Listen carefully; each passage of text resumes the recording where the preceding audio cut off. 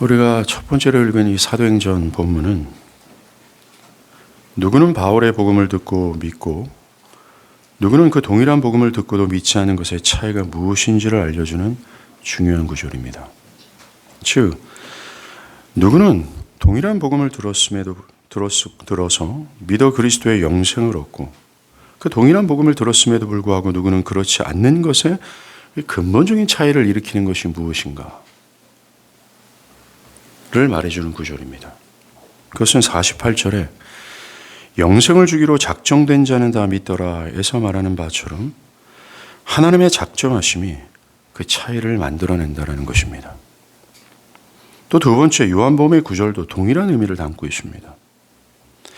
그리스도는 오직 아버지 하나님께서 자신에게 주신 모든 자들에게만 영생을 주시기 위해 죽었다라는 말씀으로 그리스도가 하나님의 작정을 입은 자들을 위해 죽으셨다는 말씀입니다. 예, 오늘 제가 여러분과 함께 나눌 말씀의 주제는 이겁니다. 그리스도께서 누구를 위해 죽으셨는가? 그가 누구를 속량하셨는가? 그의 속량한 대상이 누구인가에 대해서 다루겠습니다. 이것의 쟁점은 두 가지입니다. 첫 번째는 그리스도는 이 세상에 단 한 사람도 예외 없이 모든 사람을 속량하기 위해 죽으셨는가? 아니면 두 번째, 오직 구원받기로 작정된 자들, 즉 택한 자들만을 속량하기 위해 죽으셨는가입니다. 그리스도가 이 세상의 모든 사람을 위해 죽으셨다는 것을 신학적으로는 보편속죄라고 하고, 아니다, 그리스도는 오직 택함을 받은 자들을 위해서만 죽으셨다라는 것을 신학적으로 제한적 속죄라고 부릅니다. 이것을 전개해 나가는 데 있어서 앞서서 먼저 우리 개혁교회의 입장이 무엇인지를 말씀드리고 시작하겠습니다. 우리 개혁교회의 입장은 후자입니다. 즉, 제한적 속죄로서 그리스도께서는 오늘 본문에서 말한 바처럼 오직 구원을 받기로 작정된 자들만을 위해 죽으셨고 뿐만 아니라 오직 그들에게만 당신의 속량을 적용케 하시는 믿음과 구원을 허락하신다는 것입니다. 이것이 성경과 교회 역사의 가르침에도 불구하고 이 그리스도의 속량을 이 세상에 단 한 사람도 예외 없이 모든 사람을 속량하고자 그리스도께서 죽으셨다. 보편적 속죄를 주장하는 사람들이 있습니다. 여기에 속한 자들은 이렇게 주장합니다. 그리스도께서 자신의 아버지에게 지불하신 속량은 온 인류를 구속하기에 그 자체로 충분했을 뿐만 아니라 모든 사람들과 각 사람을 위하여 지불되었다. 따라서 이보다 더 앞서는 하나님의 어떤 작정으로 속량의 효력에 참여하지 못하도록 특별하게 제외된 사람은 이 세상에 아무도 없다.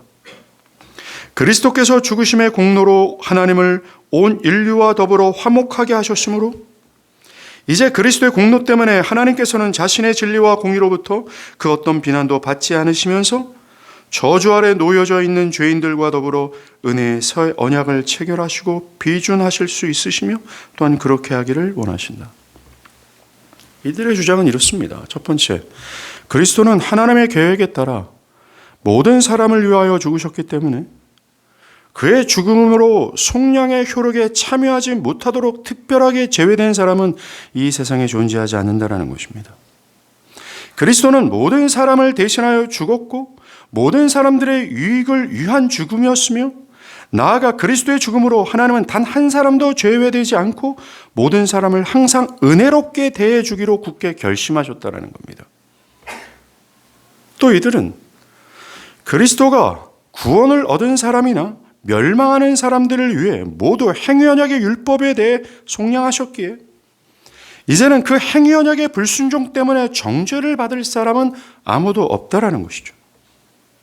다시 말해서 그리스도가 모든 사람의 행위언약의 불순종에 대한 죄책을 대속하여 죽으셨기에 이 땅의 모든 인류들은 행위언약의 불순종으로 나타난 죄책에서 모두 자유로워졌다라는 것입니다. 이처럼 이들은 그리스도께서 그 어떤 특정한 사람만을 구원하시기로 작정되지도 않았고 하나님의 뜻에 따라 모든 사람을 위해 죽음에 내어주셨다라고 말합니다.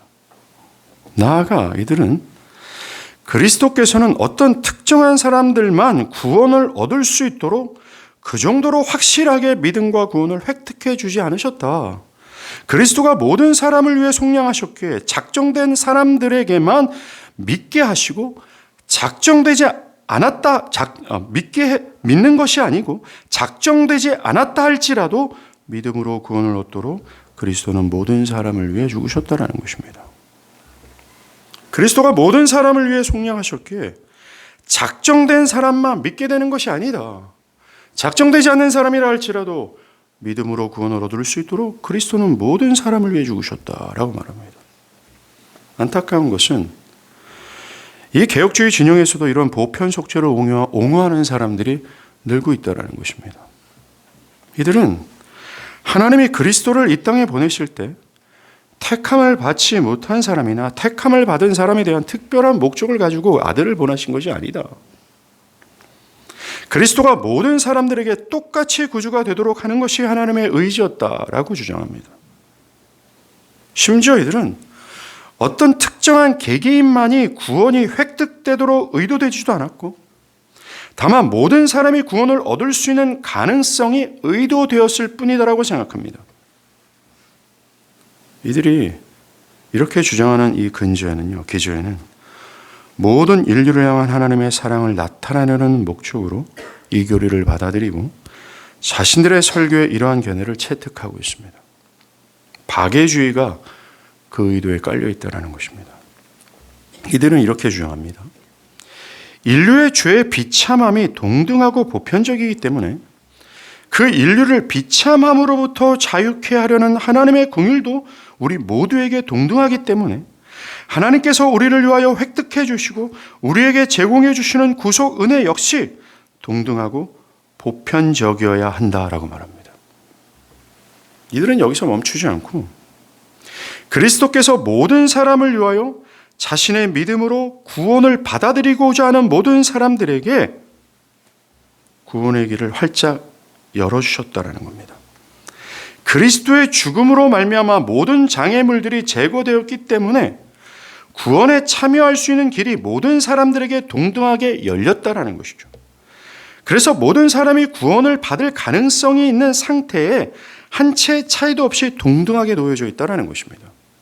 이들은 택자와 유기자를 구별 없이 모든 사람들에게 구원을 받을 수 있는 기회가 한 채의 오차 없이 동등하게 모두에게 주어졌다라고 말하고 있다는 것입니다.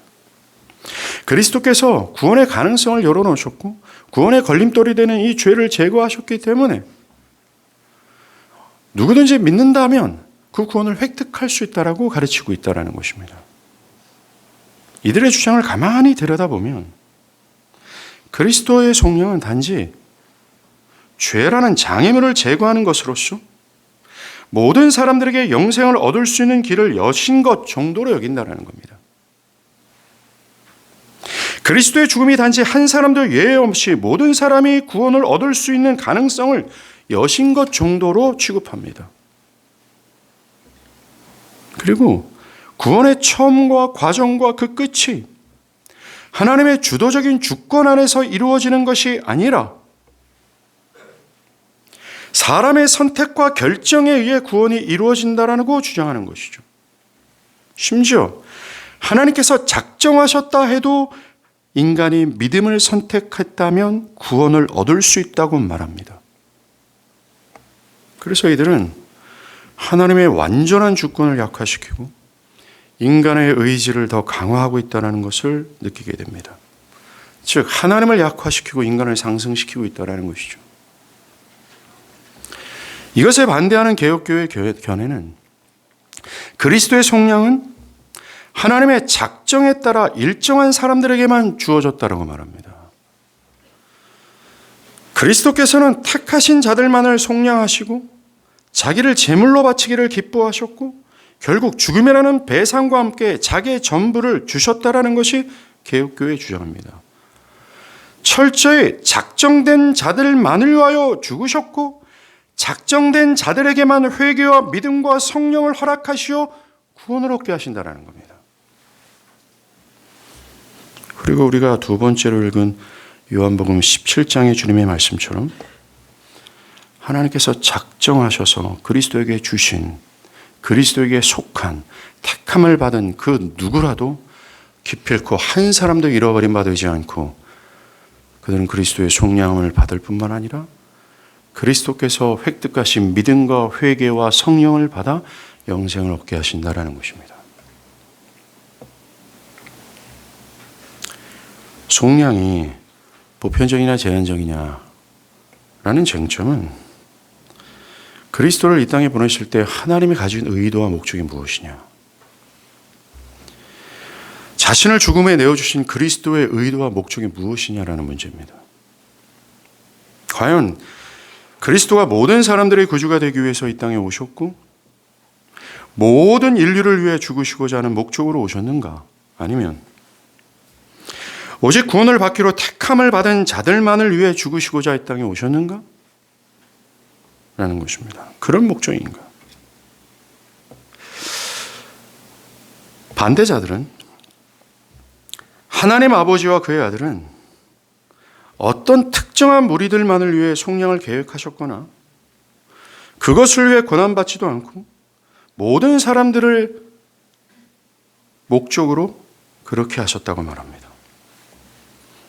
나아가 하나님이 구원할 자들을 택하신 그 일은, 즉 하나님의 선택하시는 그 일은, 하나님이 누군가를 구원하고자 작정하신 그 일은 그리스도의 죽음으로 죄인들을 모두 구속하기로 계획하신 그 이후에 세워졌다는 것입니다. 즉 모든 자들을 구속하는 것이 먼저 있고 그 이후에 작정이 있었다는 것이죠. 이들의 주장대로 만약 택함을 받은 자들과 그렇지 않는 자들이 서로 구별되기 전에 그리스도께서 모든 사람을 위해 죽으시도록 정하셨다면 결과는 뻔합니다. 주님께서는 그 누구도 예외 없이 모든 사람을 속량하시고 죽으셔야만 되는 것이 맞습니다. 그래서 그 결과 모든 인류가 믿음으로 영생을 얻어야 합니다. 이들의 말대로 그렇게 돼야 하지만 실제적으로 현실 세계를 보면 믿지 않는 것으로 인해 영생을 얻지 못하는 사람들이 많습니다. 실제적으로 이렇게 일어나는 것을 어떻게 설명할 수 있습니까? 모든 사람이 속량을 받지 못했고 그러고 또한 있고 있습니다. 이들의 말대로라면 그리스도의 고귀한 희생이 누군가에는 적용되고 있고 누군가를 속량하지 못하고 있다는 거죠. 누군가를 속량하지 못하는 것으로 인해, 즉 영생을 얻지 못하는 사람을 위해 흘리신 주님의 피는 헛되이 흘린 부분이 될 수밖에 없어요. 그리스도의 그 고귀한 희생적 죽음이 어떤 사람들에게는 효력을 발휘하지만 어떤 사람들에게는 효력을 발휘하지 못하고 있다는 것입니다. 그래서 그리스도의 피가 어떤 사람들에게는 능력이 없다는 것이죠. 그리스도의 죽음의 그 속량이 어떤 사람에게는 능력이 없게 발휘된다는 겁니다. 이것은요, 이들의 주장을 근거로 생각하면 완전하신 하나님이 당신의 완전한 뜻 안에서 그 뜻을 조금 더 벗어나지 않고 완전하게 성취하시는 하나님의 속성과도 충돌이 된다는 겁니다. 하나님의 하나님 되심에 대한 손상을 입는 일이 되는 것이죠. 하나님이 만약 모든 사람을 구원하시고자 하는 그 뜻 안에서 아들의 죽음을 계획하셨다면 모든 인류는 한 사람도 빠짐없이 믿음을 획득하여 모두가 영생을 얻어야 하는 일이 벌어져야 됩니다. 왜? 하나님은 능히 그렇게 하실 수 있는 분이기 때문에 그렇습니다. 하나님이 소원이 모자라서 구원을 하지 못하는 일이 없다라는 것이죠. 하나님은 그러한 분이 아니라는 겁니다. 그런데 반대자들의 생각을 적용하면 누군가는 믿음으로 영생을 얻지만 누군가는 그렇지 않게 되는 지금까지의 현실에 대해서 이 하나님의 완전성을 훼손이 되고 그분의 초월적인 능력이 손상을 입게 되므로 하나님 되심은 크게 손상되고 성경에서 계시되는 하나님에 대한 모든 진리는 왜곡될 수밖에 없어요. 뿐만 아니라 하나님은 누군가는 구원하지 못하는 무능력한 신으로 전락될 수밖에 없다는 것입니다. 사랑하는 여러분, 구원은 철저히 하나님의 능력 안에 있다는 것, 하나님의 주권적 능력 안에 있다는 것, 그 시작과 과정과 끝이 그에게 달려있다는 것이 오늘 우리가 서로 함께 나누는 말씀 속에서 드러나는 일들입니다. 이처럼 오늘 우리가 다루고 있는 문제는 기독교의 하나의 논쟁거리를 얘기하는 것이 아니라 단순히 지식적인 교리를 전하는 것도 아니라 그리스도의 속량의 완전함이 부인되고 손상을 입고 나아가 하나님이 어떠한 분이신가에 관련한 거에 있어서 하나님의 영광이 달려있는 문제라는 것이에요. 이것에 대한 우리 개혁교회의 입장은 하나님께서 아들을 이 땅에 보내셔서 죽음에 내어주시는 목적은 또 그 아들이 죽기까지 자신을 내어주시는 궁극의 목표는 이 땅에 존재하는 모든 인류가 아니라 하나님께서 태초전에 택하셔서 구원하기로 작정한 자들을 위한 목적을 가지고 오셨고 죽으셨다라는 것입니다. 그 모든 뜻의 목적과 의도가 태초전에 작정된 백성들을 향하고 있다는 것이죠. 우리가 지난 시간 속량의 구속 요소가 이 땅에 오시면서 숨쉬고 살아간 그리고 죽기까지 그분께서 순종하신 그리스도의 전체라고 말씀드렸습니다. 예, 그렇습니다. 주님께서 하늘의 영광을 다 버리시고 분토마토 같은 육체를 입으셔서 율법 아래 내려가셔서 우리를 대신해서 율법을 완전히 성취하시고 그가 이 땅 가운데 겪었던 슬픔과 고통과 모든 고초와 숨쉬는 모든 것들이 누구를 위하여 초점하고 있는가? 바로 태초전에 하나님께서 작정하신 그들을 위해 초점하고 있다는 거예요. 그들을 초점해서 하나님은 그리스도는 그 모든 것을 다 진액을 뿌리며 그들을 위해서 그렇게 하셨다는 겁니다. 그의 모든 힘과 의지와 행함과 생각과 모든 목적과 의도와 목표가 작정된 사람들만을 향하고 있다는 것입니다. 그리스도는 작정된 자를 위해 그토록 사랑하신다라는 사실을 우리는 기억해야 돼요. 이 개혁교회가 이렇게 확신 있게 주장하는 이유는 그리스도의 죽으심을 모든 사람에게 확정시키는 성경 구절이 없기 때문에 그렇습니다. 성경 구절 단 한 구절도 모든 인류를 위해 그가 죽으셨다고 말하지 않기 때문에 그렇습니다. 우리가 이것을 증명하는 데 있어서 가장 먼저 언급할 구절이 마태복음 1장 21절이에요. 이 구절은 그리스도께서 오직 택함을 받은 자들만을 속량하실 것을 그리스도가 예수라는 이름을 갖게 된 연유를 통해 증명합니다. 여러분들 마태복음 21장에 보면 이름을 예수라 하라. 이는 즉 예수라는 이름의 뜻은 그가 자기 백성을 저희 죄에서 구원할 자라는 뜻이라는 거예요. 성경 그리스도의 이름을 자기 백성을 저희 죄에서 구원할 자라는 뜻에서 예수라고 지었습니다. 예수가 어떤 특정한 무리인 즉 자기 백성의 죄를 속량하신다고 말하지 않습니까? 그의 백성, 그에게 속한 백성이라고 말하고 있어요. 그런데 반대자들은 여기서 예수의 이름은 특별한 의미가 아니다. 그저 그리스도가 모든 사람들을 구원할 자라는 사실을 명시한 것뿐 더 이상의 의미가 아니다. 그리스도께서 어떤 특정한 무리들만이 아니라 그 밖에 다른 사람들의 구주가 되지 못할 이유가 어디 있겠느냐. 비록 다른 사람들은 불신앙 때문에 구원에 참여하지 못하게 되지만 그리스도께서는 그들 모두를 위하여 그들의 구원을 가로막고 있는 죄라는 장애물을 제거하셨기에 그들의 구원을 이루어 놓으셨다. 그들에게 구원을 얻을 기회를 제공하셨다라고 주장합니다. 그런데 이들의 말처럼 그리스도께서 그들을 위하여 속량의 값을 주고 사셨지만 실제로는 영생을 얻지 못하고 멸망하는 사람들에게도 구주가 되신다는 것은 터무니없는 말이죠. 어떻게 멸망할 사람들을 향해서 그들의 구주가 되실 수 있겠습니까? 마태복음 1장 21절에서 구원하다라는 말은 명목상의 구원이 아닙니다. 이 구원은 실제로 적용되는 것을 의미해요. 그리스도는 영생을 얻든 그렇지 않은 모든 사람들의 구주시다 라는 이 구원의 주가 된다라는 말은 그저 사변적이고 명목상의 말이 아니라는 것입니다. 그런데 사랑하는 여러분, 저와 여러분들이 이 구원의 주를 실제적인 나의 구원의 주가 아니라 명목상의 구원자로만 취급하는 경우가 너무나 허다하다라는 사실을 아십니까?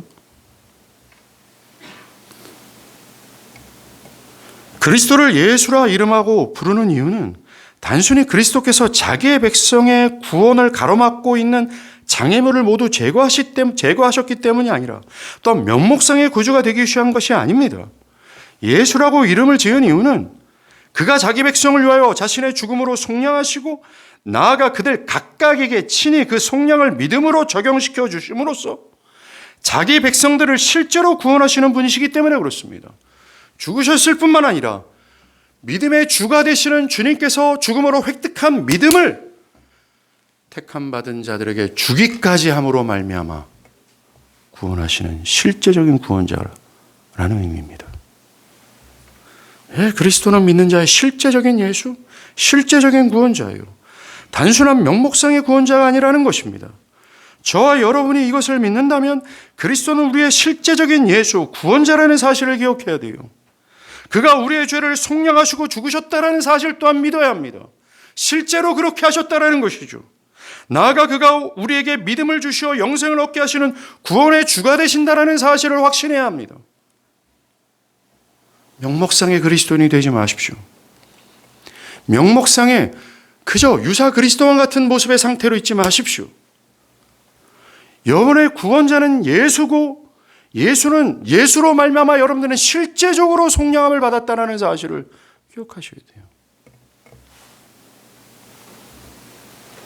하나님께서 그리스도를 이 땅에 보내시면서 그와 같은 목적을 품고 계셨고 그리스도께서도 이 땅에 보내짐을 당할 때 그러한 목적을 가지고 계셨다는 겁니다. 이런 사실을 천사가 그의 이름을 통해 증거한 거예요. 자기 백성을 그들의 죄에서 속량할 자가 바로 예수라고, 그리스도라고. 두 번째, 이 제한 속죄를 증명하는 구절이 요한복음 10장 11절 또 15절이에요. 이거 좀 찾아봅시다.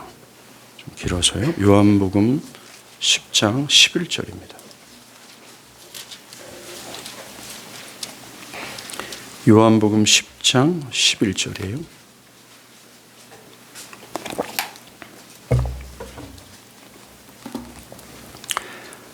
(10장 11절) 제가 읽어드릴게요. 나는 선한 목자라 선한 목자는 양들을 위하여 목숨을 버리거니와. 15절입니다. 아버지께서 나를 아시고 내가 아버지를 아는 것 같으니 나는 양을 위하여 목숨을 버린다. 여기에서 주님은 분명히 자신이 양을 위해서 죽는다라고 말씀했습니다. 엄밀히 말하면 자기에게 속한 양을 위해 죽으신다라는 거예요.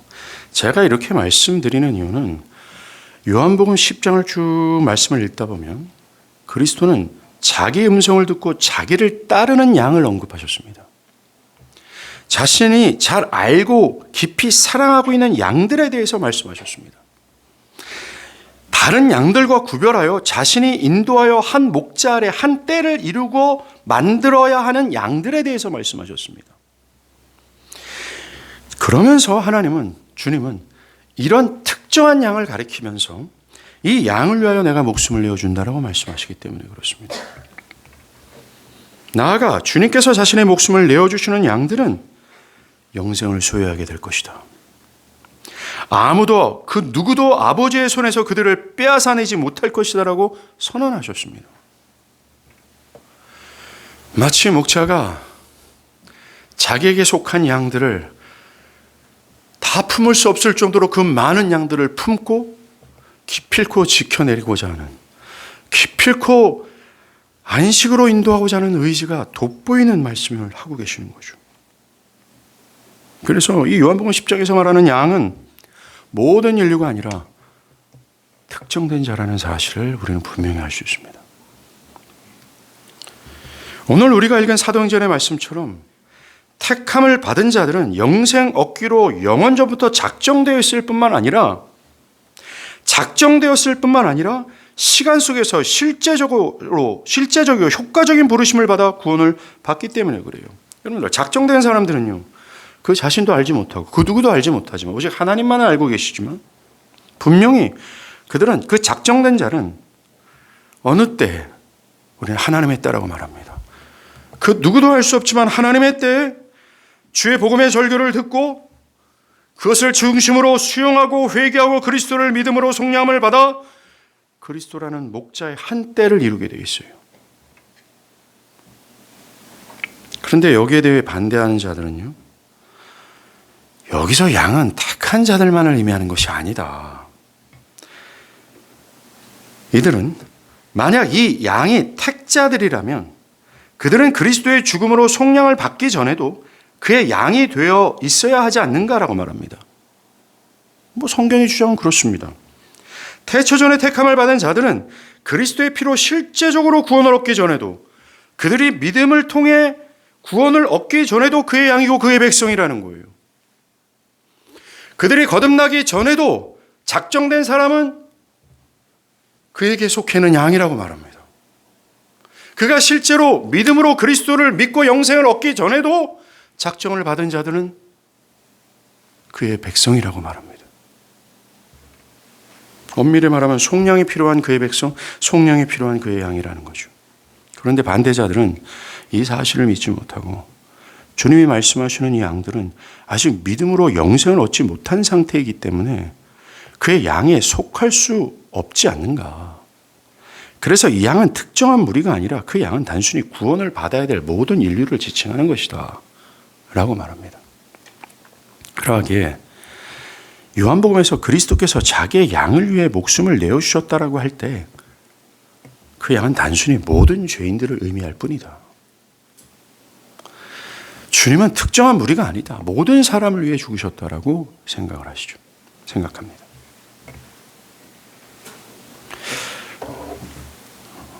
지금 방금 말한 내용에 대해서 약간 야리까리한 눈빛을 보이는 사람들이 있는데 유튜브를 통해서 한 번 더 설교를 들어보세요.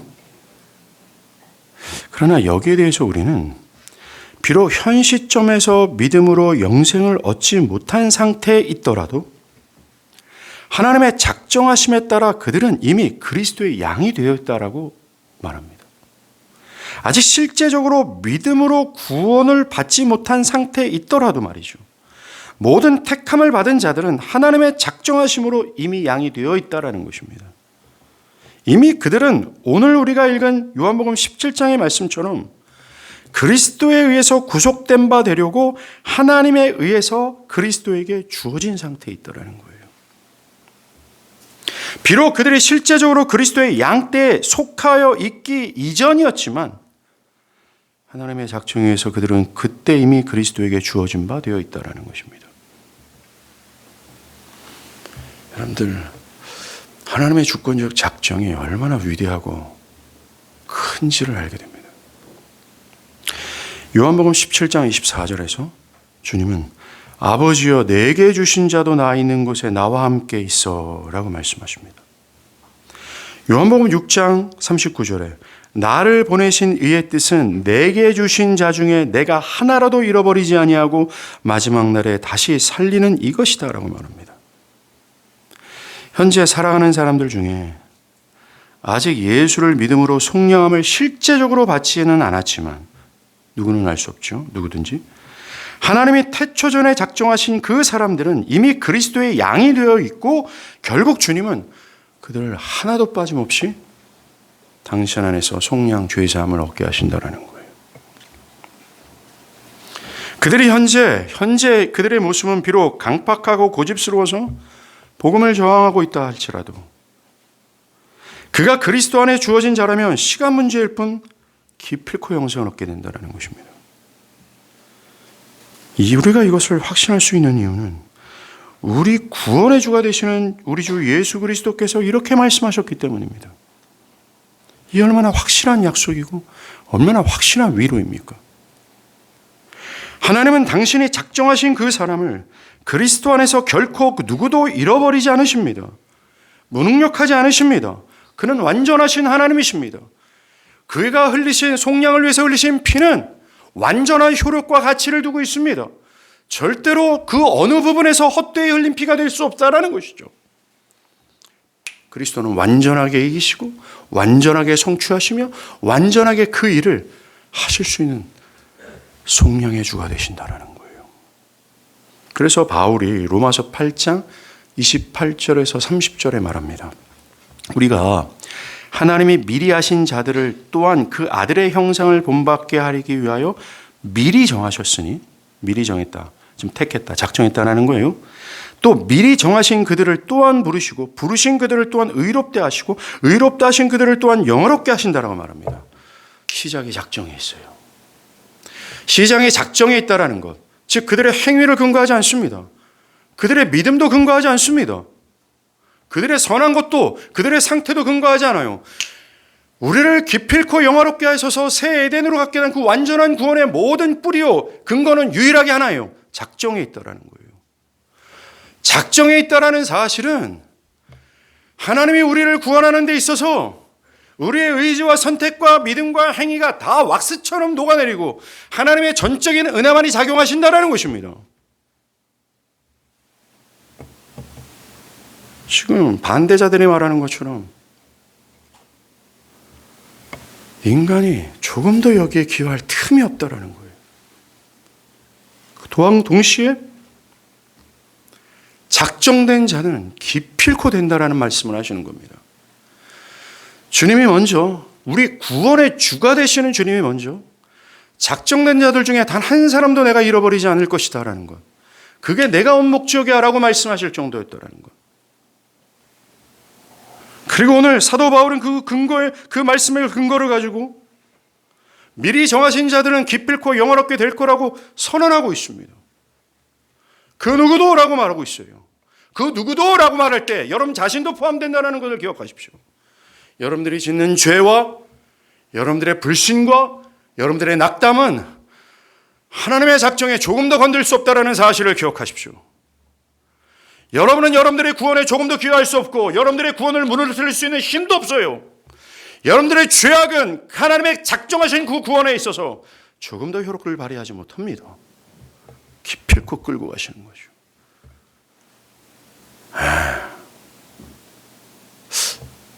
제가 박연송 목사님이라고 합신대 석좌 교수, 그분이 젊었을 때 들은 설교가 있는데 이 작정에 대해서 그분이 얘기할 때 하나님이 우리의 멱살을 붙들고 끌고 가신다고 말씀하세요. 그 표현이 반은 맞지만 반은 틀리지만 반은 맞습니다. 우리의 적극적인 순종도 있겠지만 우리의 실제적인 삶에서 적극적인 순종이 없을 때가 많죠. 그럴지라도 하나님의 작정하시면 우리의 멱살을 붙들고 우리를 끌고 가십니다. 여러분이 여기에서 예배를 드리고 여러분의 상태가 참으로 거지 같다 할지라도 여러분들의 믿음이 없네? 라고 하는 상태라 할지라도 여러분이 그곳에 설 수 있는 근거는 하나예요. 여러분 회복해서가 아닙니다. 하나님의 작정하심이 있어요. 하나님의 전적인 주권 아래 있고 전적인 은혜 아래 있다라는 것입니다. 이것이 그때도 태초 전에 작용하기 시작하여 지금도 작용하고 있고 우리의 삶의 배후에서 역사하고 작동하고 있다는 사실을 좀 눈뜨고 봤으면 좋겠어요. 그래서 금요일날 제가 말씀드린 것처럼 시편 8편에 다윗이 말했잖아요. 여호와 우리 주여 주의 이름이 온 땅 가운데 어찌 그리 아름다운 주요. 다윗은 엄청난 위기의 상황 속에서 그 상황 배후에서 일하시는 하나님, 그 하나님을 본 거예요. 태초전에 작정하신 그 뜻을, 나를 향한 하나님의 뜻을 일하시고자 나를 지키시고 보호하시고 온갖 모든 일들을 분주하게 하고 일하고 계시는 그 하나님을 본 겁니다. 그 하나님의 이름이, 하나님의 영광이 가득한 것을 본 거죠. 그래서 감탄한 겁니다. 만약 그리스도의 속량을 하나님이 정하시면서 그리스도의 속량을 딱 뜻을 정하셨고 특정한 사람들을 구원하기로 의도하지 않았다면 그리스도의 죽음에 뒤따르는 여러 가지 효력은 불확실합니다. 복골복이라는 거죠. 맞나요? 복불복이라는 겁니다. 우리 주님의 희생 또한 그것을 받아들이지 않는 사람들로 인해 전적으로 시시한 것, 무익한 것으로 전락할 수 있어요. 요한복음은 주님의 목적을 분명히 말합니다. 요한복음 11장 52절. 또 그 민족만 위할 뿐만 아니라 흩어진 하나님의 자녀를 모아 하나 되게 하시기 위하여 죽으실 것을 미리 말함이었더라 말합니다. 이처럼 성경은 주님께서 모든 사람들이 아니라 흩어져 있는 유대인이나 헬라인이나 신분이 어떠하든지 상관없고 그의 성별과 직업과 상관없고 모든 하나님의 자녀들이라고 하면서 어떤 특정한 무리를 위해 그가 죽으셨다고 말합니다. 만약 주님이 모든 사람을 위해 죽으셨다면 성경이 어떻게 특정한 무리만을 위해 죽었다고 막 기록할 수 있겠어요? 양, 하나님의 자녀, 핏값으로 사신 교회만을 위해 죽었다고 말할 수 있겠습니까? 성경이. 그리스도께서는 영생을 이르기로 작정된 사람들만을 위하여 죽으셨다고 성경은 전하고 있어요. 개혁교회가 이 제한적 속죄를 주장하는 두 번째 이유는 이겁니다. 그리스도께서 성부 하나님이 자기에게 주신 자들만을 위하여 죽기로 작정되셨기 때문에 그래요. 하나님께서는 모든 사람을 예외 없이 다 그리스도에게 주신 것이 아닙니다. 오직 하나님께서 택한 자들만 그리스도에게 주셨고 그들에게만 그리스도가 주어져요. 주님께서도 그래서 그들만을 위해 주님은 죽으실 수밖에 없습니다. 왜요? 여러분, 우리가 요한복음 강해를 들을 때 주님이 여러 차례 강조한 게 뭔지 아십니까? 아들은 아버지께서 보이신 일과 행하라고 하신 일만 한다. 나는 자기 임의대로 하지 않는다라고 하셨어요. 이와 같이 주님의 죽으심도 아버지께서 주신 자들만을 위해서 죽는 것이 당연한 겁니다. 하나님께서는 특정한 무리들에게만 그리스도를 주셨고 그리스도에게 특정한 사람들만 주셨어요. 왜요? 그들만 그리스도를 힘입어 구원을 얻게 하시기 위해서라는 것입니다. 이사야서 9장 6절. 이는 한 아기가 우리에게 낳고 한 아들을 우리에게 주셨으니 요한복음 6장 37절.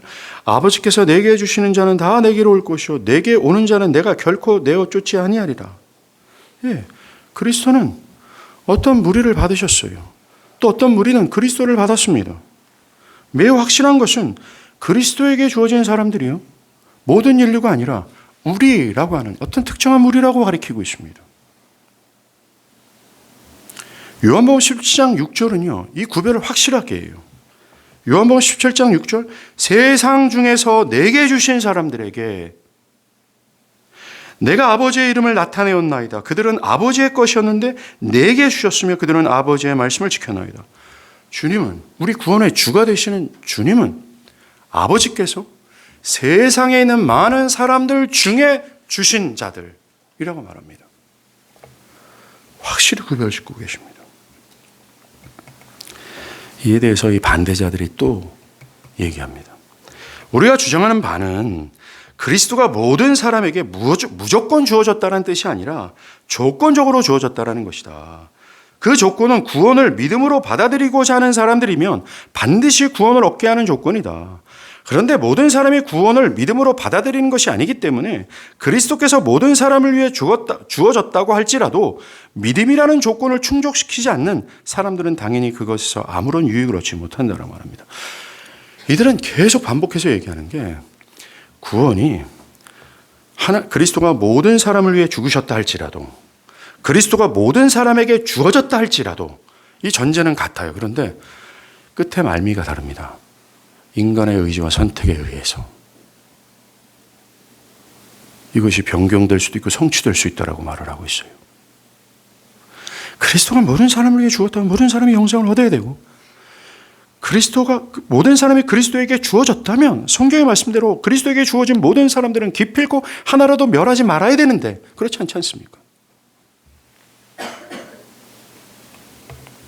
정말로 그리스도가 모든 사람들에게 주어졌다면 오직 그 사람의 믿음의 여부에 따라 그리스도의 성량의 여부가 달려있다는 거예요. 철저히 구원이 하나님의 전적인 은혜에 있다는 것을 부인하고 인간의 의지가 구원의 여부를 결정짓는다는 것입니다. 그런데 성경 어디도 그리스도가 그런 조건으로 모든 사람들에게 주어졌다고 말하지 않습니다. 물론 성경은 영생을 얻기 위해서는 반드시 믿음이 있어야 되죠. 그렇다고 해서 믿음을 조건으로 해서 그리스도가 모든 사람에게 주어졌다고 생각할 수 없습니다. 왜요? 이런 믿음은 타락한 인간이 스스로의 힘과 의지를 가지고 얻을 수 있는 것이 아니에요. 믿음은 하나님이 주시는 선물이고 또 그리스도께서 주어지는 열매 가운데 하나이기 때문에 하나님의 미리 정하신 은혜를 입지 않는 사람들은 결코 믿음을 얻지 못하기 때문에 그렇습니다. 하나님의 은혜를 잊고 그리스도에게 믿음이 주어져야 하는 이유는 인간이 타락해서 스스로 믿을 수 없기 때문에 그래요. 그래서 그리스도께서 어떤 사람들이 스스로의 의지로 또는 선택으로 믿음을 가질 것을 조건으로 하고 모든 사람들을 속량하셨다는 것은 말이 되지 않습니다. 여러분들, 그리스도가 이것과 연결되는 얘기예요. 그리스도가 우리가 주장하는 이 제한적 속죄를 입증하는 세 번째 증거는 이겁니다. 방금 이야기하는 것과 관련이 있어요. 그것은 그리스도께서 모든 사람을 위하여 믿음을 획득하지 않으셨다는 겁니다. 모든 사람들을 위하여 믿음을 획득한 것이 아니라는 거예요. 주님께서는 구원뿐만 아니라 구원을 실제적으로 획득하는 데 필요한 믿음과 회개를 사람 안에서 일으키는 성령까지 획득해 줄 사람들만을 위해 죽으셨다는 겁니다. 이런 은혜가 없으면 구원은 결코 성취할 수 없습니다. 우리는 그리스도가 정말 모든 사람을 위하여 믿음과 회개와 성령의 은혜를 값주고 사셨다고 말할 수 없어요. 왜요? 만약 주님이 그렇게 하셨다면 필연적으로 모든 사람들이 그리스도를 통하여 믿음과 회개와 성령을 받아 영생을 얻어야 되는 것입니다.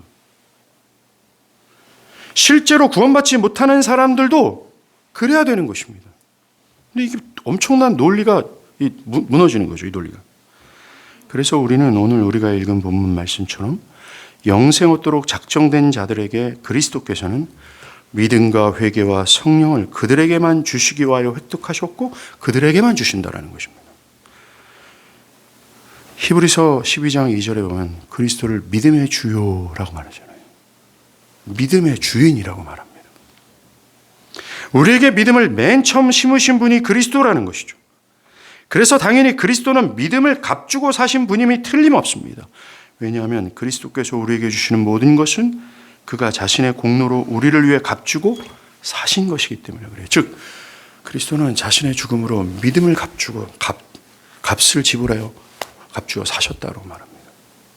뿐만 아니라 바울은 빌립보서 2장 29절에 그리스도를 위하여 너에게 은혜를 주신 것은 다만 그를 믿을 뿐만 아니라 그를 위하여 고난도 받게 하십니다 라고 하셨어요. 즉 주님이 우리에게 은혜를 주사 믿음을 갖게 하셨다고 말합니다. 또 그리스도는 성령을 보내주시겠다라고 제자들에게 약속하셨는데 그 약속대로 성령을 모든 신자들, 제자들에게 나눠줬죠. 만약 믿음의 주가 되시는 그리스도께서 믿음과 회개와 성령을 우리를 위해 죽음으로 획득해 주지 않았다면 절대로 그리스도께서는 온전하고 완벽한 구원자가 될 수 없습니다. 그 결과 성령은 불가능하죠. 그리스도는 오직 택함을 입은 자들을 위해 죽으셨고 그 죽음으로 믿음과 회개와 성령을 획득하셨고 그들만을 위해 죽으신 그분은 죽음으로 획득한 믿음과 회개와 성령을 그들에게만 주셔 영생을 얻게 하신다는 것입니다. 이게 오늘 사도행전 13장의 말씀이에요. 작정된 자는 다 믿더라라고 말합니다.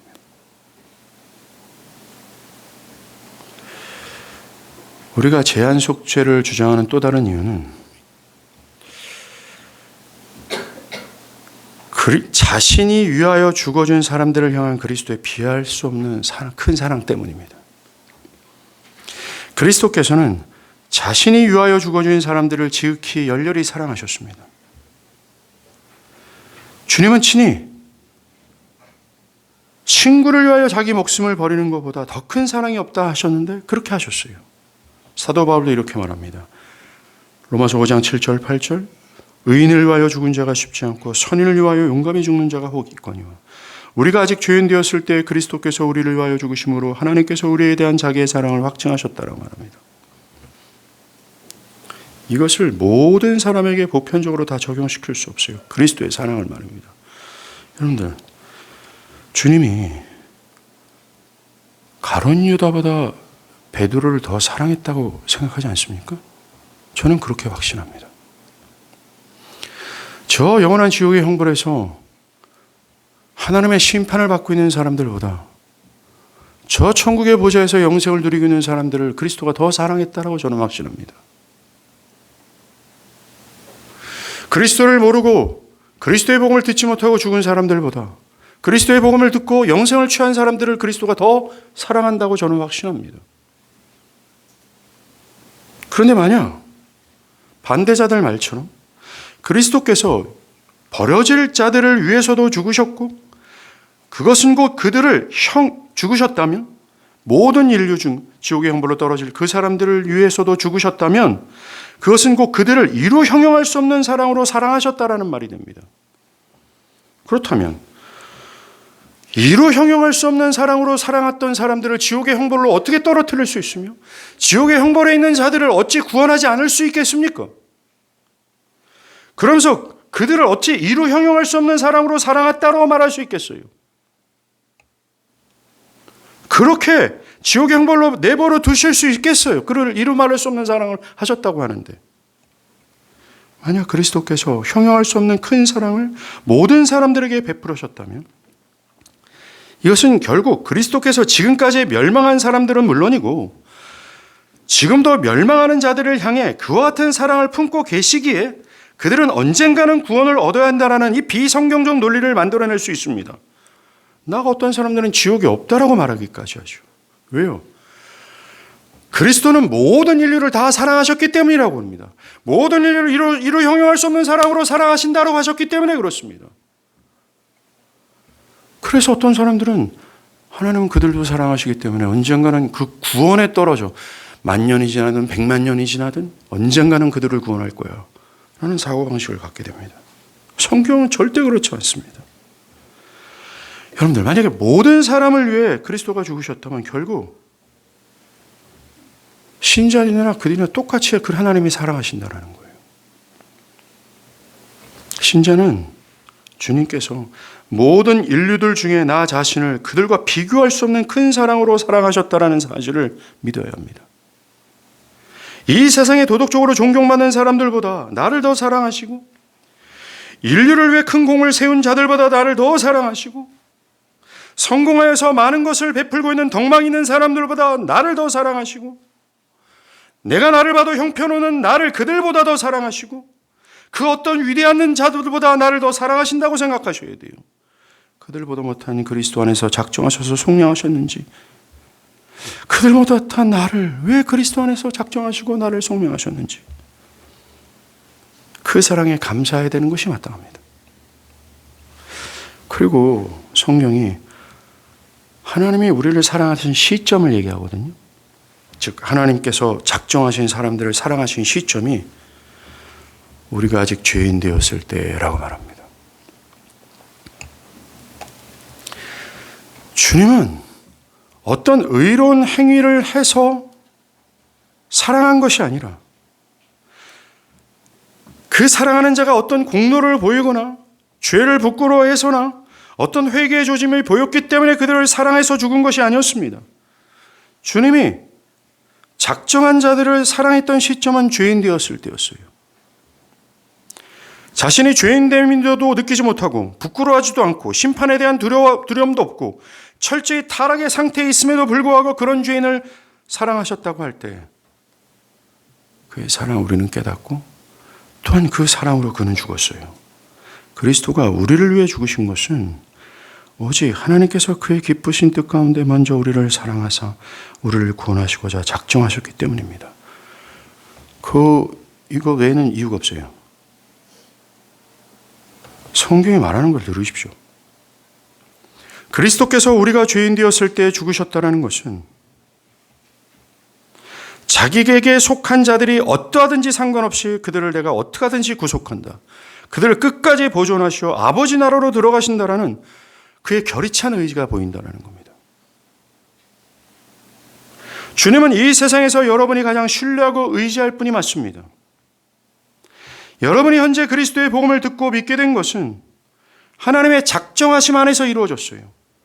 그리고 그리스도께서 여러분을 위해 죽음으로 속량하시고 여러분에게 믿음과 회개와 성령의 은혜를 획득하셔서 여러분에게 주셨기 때문에 그렇습니다. 여러분들의 의지 스스로 회개와 믿음을 만들어낸 것이 아니에요. 여러분들의 의지와 결의는 조금도 보탬이 되지 않았습니다. 전적인 은혜였어요.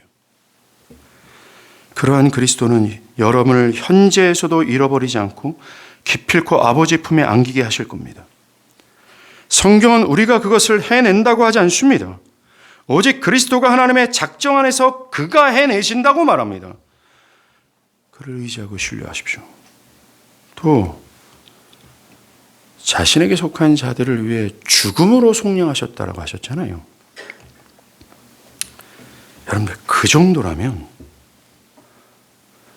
그에게 속한 자들은 그리스도의 사랑을 확신해야 돼요. 여러분들이 직업을 잃고 실업자의 형편에 있다 할지라도 그리스도께서 나 같은 자를 죽음으로 속량하셨다는 사실을 안다면 지금의 나 또한 사랑하시고 나의 인생을 그가 이끄실 거라는 사실을 믿어야 합니다. 그 정도는 믿어야 된다는 것이죠. 여러분들의 삶의 현실이 가난하고 답답하며 침침한 터널과 같이 자식 새끼들은 배고프다고 우는 그런 극심한 가난의 현실 속에 있다 할지라도 그리스도께서 하나님의 작정하심에 따라 나를 위해 죽으시고 속량하셨다라는 사실을 알고 있다면 그 정도의 어두운 터널의 삶의 현실 속에서도 하나님이 나를 사랑하시고 나를 인도하시고 나를 어떻게 하실 거라는 사실을 믿어야 되지 않겠습니까? 그래서 주님은 하나님의 작정된 자들을 향해서 이렇게 얘기했어요. 마태복음 6장 26절에 공중 나는 새를 봐라. 심지도 않고 거두지도 않고 창고에 들어 모아 들이지도 아니하되 너희 하늘 아버지께서 기르시나니 너희는 이것들보다 귀하지 아니하냐. 오늘 있다가 내일 아궁이에 던져지는 들풀도 하나님이 이렇게 입히시거든 하물며 너희일까 보냐 믿음이 작은 자들아. 그리스도가 택자들만을 위해 죽으셨다라는 말은 그리스도가 그들을 얼마나 사랑하시는지를 증명하는 말씀입니다. 여러분, 이 사실을 믿고 이 그리스도께서 우리를 죽음으로 속량하실 만큼 우리를 사랑하셨다는 사실을 제발 좀 믿고 이 사실을 좀 삶에 좀 적용하면서 살아갔으면 좋겠어요.